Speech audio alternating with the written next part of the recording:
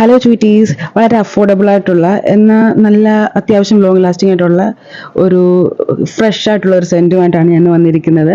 ഇത് രാസാസിയുടെ ബ്ലൂ ലിഡി എന്ന് പറഞ്ഞിട്ടുള്ളൊരു പെർഫ്യൂമാണ്. ഇതിന് ഡിയോഡറൻറ്റും പെർഫ്യൂമും കൂടെ ഉള്ള ഒരു സെറ്റായിട്ടാണ് അവൈലബിൾ ഉള്ളത്. നമ്മുടെ നാട്ടിലൊരു 1000 റുപ്പീസിനകത്തൊക്കെ ഫ്ലിപ്കാർട്ടിൽ കിട്ടും.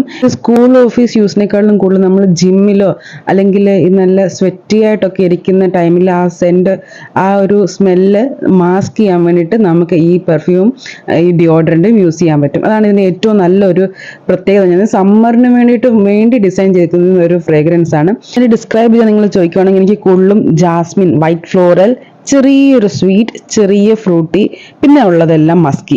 ഇത്രയാണ് എനിക്ക് ഈ സെന്റിനെ കുറിച്ച് എക്സ്പ്ലെയിൻ ചെയ്യാനുള്ളത്.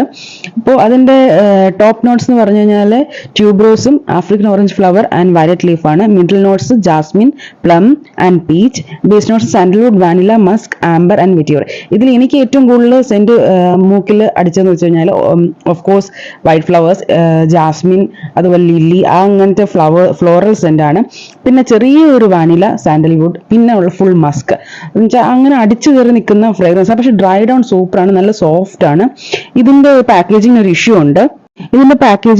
ഉണ്ട്. ഇതാ ഇങ്ങനെ നമ്മൾ പ്രസ് ചെയ്യുമ്പോൾ ഇതിന്റെ അറ്റോമൈസറിൽ നിന്ന് കുറച്ച് പെർഫ്യൂം പുറത്ത് വരും, ബാക്കി കുറച്ച് താഴോട്ട് ഒലിച്ചങ്ങ് പോകും. ഫുൾ നമുക്ക് സ്പ്രേ കിട്ടില്ല.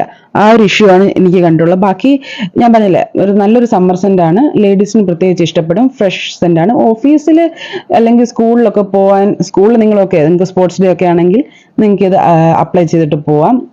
ഒരിക്കലും നിങ്ങളുടെ സ്വെറ്റിന്റെ നാറ്റം വരത്തില്ല.